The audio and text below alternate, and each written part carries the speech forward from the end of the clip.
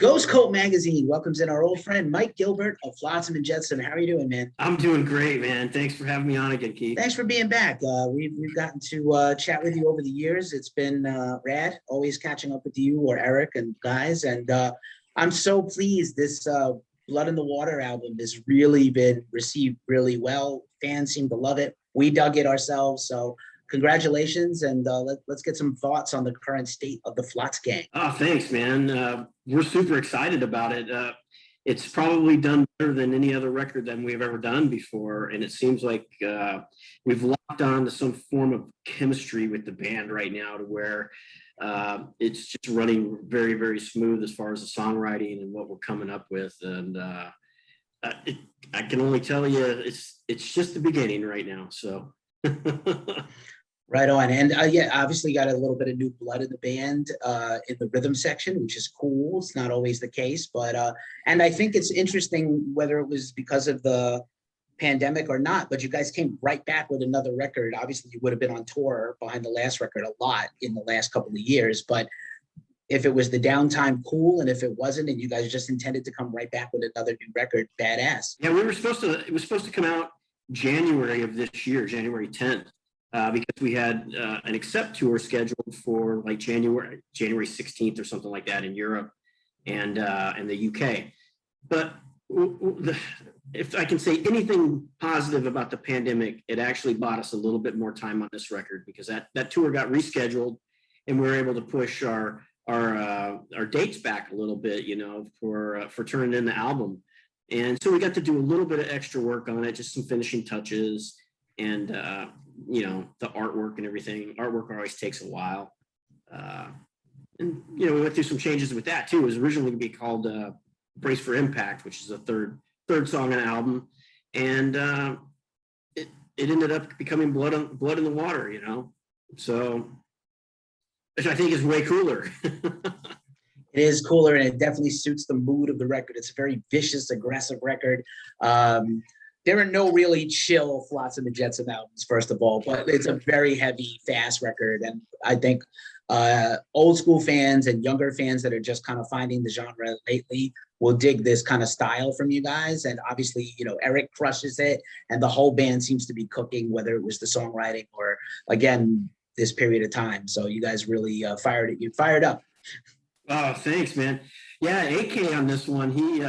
I don't know. There's something in the water for sure here in Phoenix, because that dude just keeps getting better and better.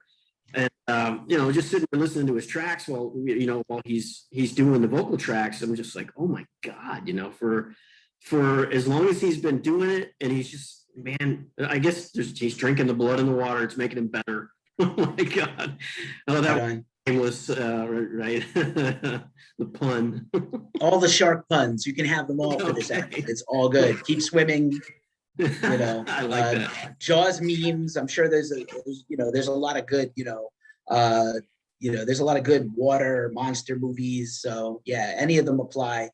And yeah, man, it's just they're just very unrelenting, and a lot of fast thrash stuff. And yeah, it's great to have you guys back so quick with another one. Like I said, I think it's great. And now that things seem to be opening up, and I think a lot of people have said that, like, maybe also, without going too down a rabbit hole about this stuff, is that you guys were on the road so much since the reunion, 10 years and a bunch of albums basically in 10, 11 years. And, maybe there was a little extra time with family, or just for some other personal time that you normally wouldn't have when you're grinding it out in this crazy record business. Yeah. I mean, any home time is definitely welcome, but you can't stay home too long, because you got to stay out there and keep working it. And, it's like anything else. The more you play, the more noticed you get, and the more fans you gain and stuff like that. So, our goal for the rest of 2021 and 2022 is just to hit the road as much as we possibly can. We still got the Accept tour coming up in January of 2022. We've got some dates here coming up in August in the United States. And these are just kind of to knock the rust off. It's been over a year since we've all got together. But we start rehearsals next week, and then we just kind of hope to be out there kicking everybody's ass, in August. And what's cool about it is with bands like us that have been around for so long, 35 years, if I could say that, you might want to bleep that part. Was my age, but bands that have been around for that long, they stay relevant, but they stay relevant with their older material. And what I think is cool is we're getting requests for all of our new stuff, which kind of puts us in like the new band kind of thing, But I guess we kind of are a new band with all the, not all the lineup, but we've had a couple lineup changes. But like the chemistry feels brand new to me with the lineup right now. So that's always a welcome thing, when you're not going, oh, I got to go to band practice, and you're like, yeah, I get to go to band practice, so. Right on. Same, the calendar dates fall off, but we all stay the same, at least inside. I mean, I don't know, man. You haven't aged that much in all these years. You started pretty young. We'll talk about that later. But like, you haven't aged much. Eric's voice sounds as good or better than ever. And I've talked to him extensively about how he takes care of himself and what he has to do that. But yeah, man, it's just there is something about the class of veteran, we'll call them in polite terms, veteran thrash metal bands and heavy metal bands are just killing it these days. And you've got Accept and, last couple of years, Testament, Death Angel.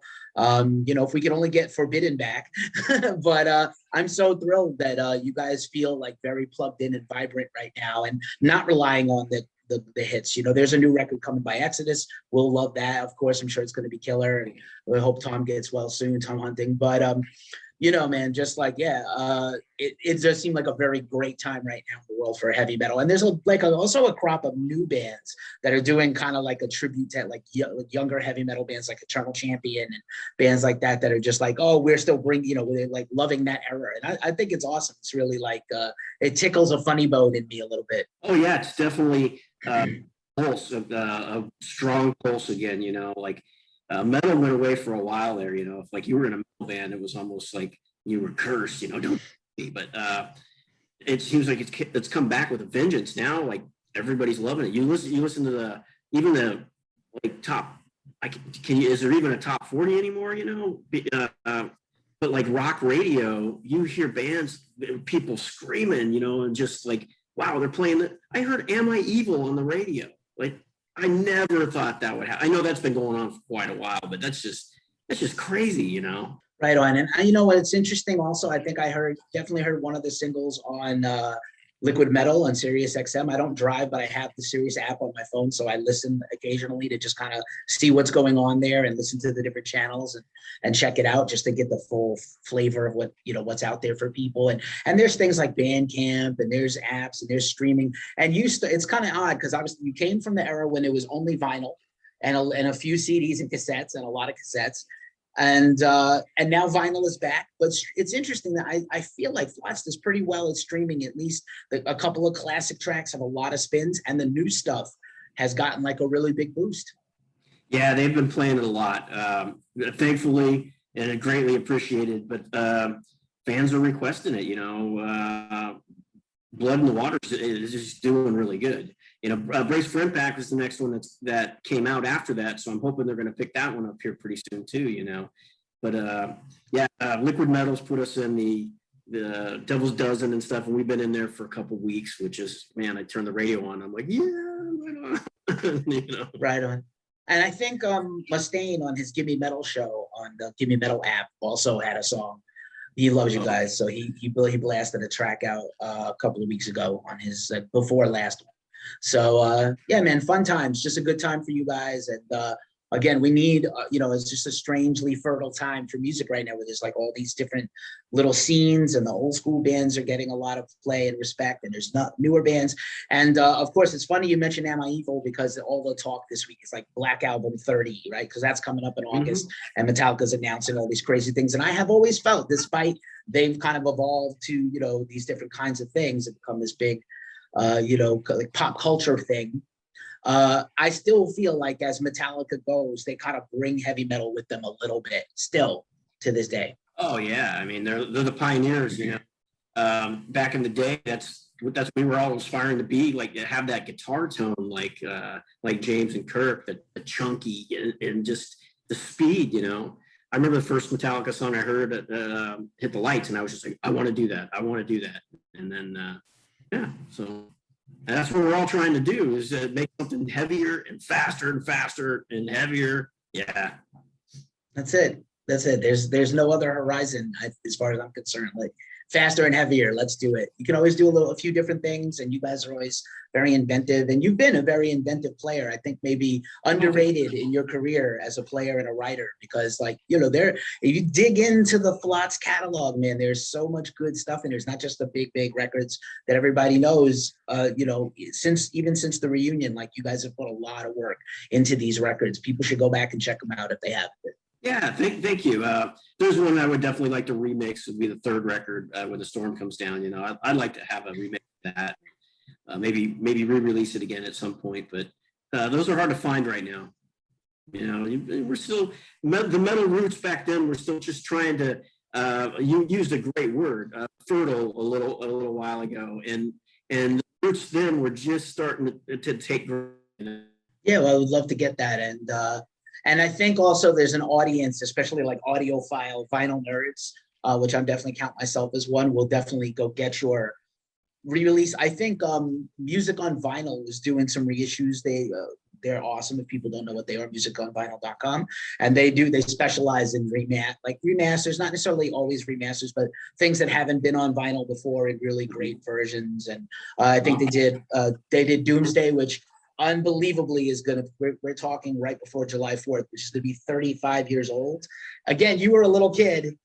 I think you were in high school when you made this record, but like, I can't believe it's 35 years. I was like, again, we're about the same age. I was like a teenager. I was like, I can't believe how good this record is. It was like one of the first few thrash records I got into after Metallica. So, it was like one of those top 5 to 7 for me at that time for me. And yeah, man, I can't, it's like, it's 35 years old in a couple of weeks. It's wild. That's the part that I really like hearing when people tell me they about that, like their experience with a record like that, or even like one of the songs, and they can connect with it. That for me is why I keep doing this. I don't know, just bouncing stuff off from people, and then hearing that is like, okay, well, it makes us even if I didn't make money or didn't tour, it would still be that's my gauge of success right there, is when people dig it. Beside this West Coast tour, it was a highly anticipated Accept tour, and people dying for a new Accept record and that big tour. Obviously, as we're starting to see, festivals are starting to get booked for next summer. Huge things are opening up. I'm sure you can't totally talk all about it, but obviously I'm sure you guys are going to get back overseas and play all these big European festivals, right? Because that's what that's the Mecca. That's what we live for, those festivals. We got booked for Hellfest.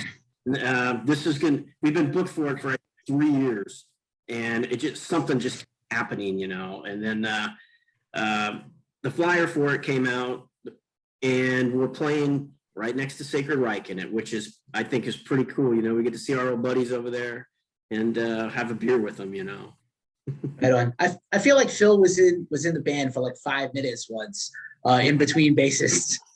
He came in right after Newstead, and we asked him to join at that time, and he's like, nope, I got my own thing going on. I got to do this. So, and very successful career for those guys, for sure. Right on. Oh, I love Phil. Phil is a guy who gave me a lot of hope, made me feel like it's going to be okay when the world was kind of collapsing politically. And he was like, it's going to be cool. Relax. We're going to be okay. And he kind of talked me off a ledge a little bit. And then that Awakening record was just a beast, man. I'm so stoked for them to be back and doing new things. And they got McLean back. So it's like the old school Arizona thrash machines, they're all running hot. And that Hellfest lineup is insane. My colleague here at Ghost Cult, Scott Summer, was like, dude, this might be the best festival lineup ever. I mean, it's nuts.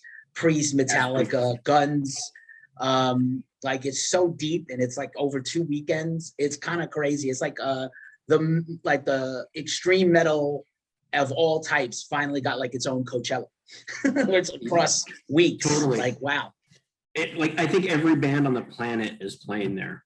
Well, yeah, I was thinking about that. It's like, I'm so thrilled about the enthusiasm, tickets, people of it. This has been a tough time for everybody, not just the music industry. I talk about this a lot, and it's really great for me to see the enthusiasm that fans are buying tickets, fans are pre-ordering records.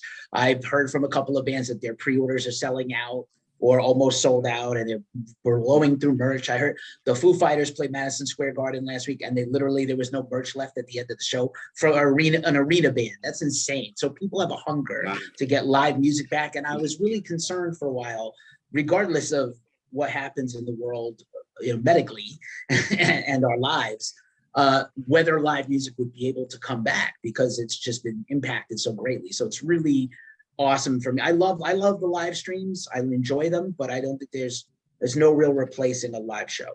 Oh, I agree with you. I totally agree with you.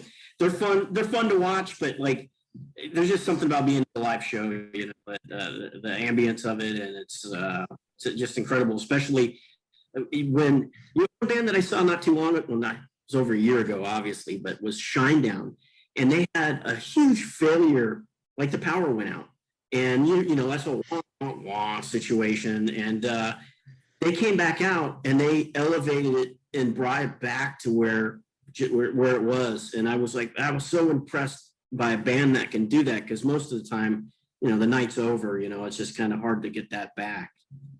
And that's part of what you and I are talking about right now. It's like it's a magical thing. Right on. And it's cool to hear that they're so professional at their level, that they care so much about the fans and the audience, that they're not just, well, that's it, the show's over. They found a way to make it work, which I really appreciate. And those guys are consummate pros. They've been around, they're also been around quite a bit now. It's like, oh yeah, these bands that seem like they were brand new yesterday are now like 20-year-old bands suddenly. Trivium, and I was like, oh, when did these guys get to be dads?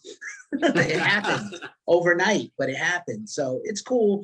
It's like the circle of life of music, man. There's new bands that come up every day, and it's really cool to go back and flip through the old records and enjoy them. But I'm glad that a lot of these bands are doing, really well. Great bands out right now. I listen to, Octane, I listen to all kinds of stuff, like radio. I listen to Pandora, and you can bleep this part out too. I listen to Spotify from time to time, and it's just great bands. I'm a Spotify fan, despite the fact they don't pay anybody. And what I've come to reconcile for myself as a music industry person and a former band guy is that Spotify is a great awareness engine, and it's not going to ever make money for people, because even at the top level, it doesn't really pay. But if you could use Spotify to get followers and get people aware of you, and then get them in as purchasers when you have a Bandcamp sale, when you have a vinyl come out, when you put out a new shirt. And man, so, it has its place. Pandora has its place. They just got bought by Sirius. They all have their place, right? We need streaming. I see the value of it. I wish it paid better to people. It doesn't seem very equitable, but again, it's not. I think it's just never going to be that. And that's the problem. I think it was sold to us as something it's not, which is a payment platform. It's not really a way to get money. Yeah, that's true. And, it's all about promotions, and it's weird how the YouTube thing works. It's all about how many views and that. And that's kind of where your placement is at concert, like festivals and stuff like that. They go on and they look at your social media, and it's just weird that it's based on that these days, because it's like so almost like anti what we were for, back in the day, But, it's what it is. It's a struggle. I'm in marketing professionally for music and also corporate stuff. And it's the same thing for us. We will get accepted or turned down for things based on our followers, our social media, our web traffic. So it's the same. I like to say, like, metal websites, rock websites, news sites, we're the same as bands. We're hustling to try to get opportunities. And, on one hand, it's cool because you guys have stayed very hungry and continue to put out great records and stay relevant, which is cool. But it's also like, sometimes I'm sure you would like to just rest on your laurels and get like, okay, let's have this band and, get tapped. Hey, Maiden wants to take you out. Awesome. Like, that would be amazing. And I'd love to see it. But sometimes it would be cool if it worked that way, just once in a while. Yeah. It seems like back in the, history stuff, it did work like that. Metallica was always about like, oh, we're going to take another band out because we're going to help someone out. It's like, I'm not dogging those guys or anything, because they're still the greatest metal band. They're what they've done is incredible, but you got to take an opening band with you. You got to stick to your roots when it comes to stuff like that, because you get the old school guys like us going, "What are you doing, man?" I always say this, and again, I love I will always love Metallica, and I love the Black Album. I know my brethren and my peers are like, that's where I jumped off the cliff with them. But like, I still love the Black Album. I don't really need a like 53 more covers of Black Album songs by anybody. Like everybody has done that already, and I don't care if there's a Chris Stapleton, Nothing Else Matters, or Miley. You know, I love Miley Cyrus and Elton John, but I don't want them to do Metallica songs. I don't care. Like, I just don't, just like, give me a remastered album. I love all the stuff. Ross Halfin is putting out a huge coffee table book of all the photos he ever shot of them during like the 3-4 years he was with them for that. But like, I never felt like metal and heavy metal needs acceptance from regular pop music fans to know who we are. And I know that Metallica is very lucky and special that they can do it. They can make a phone call and be like, hey, do you want to be on this tribute record? Yes, of course. So that's cool. And no one else can do that. But also at the same time, I don't think like real heavy metal fans, we don't need that kind of validation. Yeah, that's true. Yeah, on that one. For real. But it is a great time. It is a great time in the world for our kind of music. And I'm just tickled pink about all the great stuff out here. Just in general, obviously, as you get back out on the road, and this Hellfest has like Judas Priest. Like I said, I can't stop. I'm agog at this lineup. This poster is mind blowing. You know, obviously, there's a handful, I'm sure, of bucket list bands you guys would love to go tour with or play with. Is there anybody that comes to mind? Yeah, I mean, we had a great tour with Overkill last time we were out with them. You know, but they're mid-level band. You know, we were direct support for them. It was just crazy. Going out with people that you know is awesome, but you know, if you go out with someone else, you're going to end up getting to know them again. You become friends. It's a brotherhood type of thing, you know. It's like a biker gang or whatever. All the heavy metal musicians. But I think I'd like to go out with like Slipknot. I think that would be pretty cool. Just because I'm a huge Slipknot fan. That Great Chapter record, oh my God. It's got a couple of my favorite songs of all time on there. Same, it's a banger. I think they're going to do more of these Knot Fests as these things reopen. I think we're going to get our cruises back, our metal cruises. So those things are always very good for you guys too. So I think we're going to get all these opportunities back. The US seems to be ahead of the rest of the world. We have booked a lot of things for September and October and November, which is great to see. I think the rest of the world will catch up next year in the spring, and then like 2022 and 23, we might need like to pace ourselves on all these festivals and shows. But that's great. We went from nothing to this wealth, and that's amazing. And I feel very lucky to be in this time. It's been rough, and now we're coming out on the other side of it. So I'm very optimistic and positive for a change. For a guy that loves all this angry music. You know what? My life would be nothing but your music. Right. Exactly. Exactly. We'd all be dullards. But yeah, man, as we start to wind this down, I want to give you back your evening and your family time. But yeah, man, it's always a pleasure. I'm just really pleased that how the arc since the comeback, basically since like the last 10, 11 years, since you guys kind of really brought it back full force. I'm just really pleased that not just you guys and the stuff you put out, but just how fans have taken back to you guys and, brought you back in where you belong. So I'm thankful for it, and I appreciate you and all the guys. And I'll see you hopefully on one of these West Coast shows. Oh, that would be awesome. Thank you for saying that. It's like, that means, that's what I was saying before. That means everything to me, because that's why I do this, and I'm glad people are latching onto it, and they're smelling the blood in the water. That's it. Good plug. All the socials are Flotsam and Jetsam, or Flots Till Death, as everybody knows. The rally cry, Flots Till Death.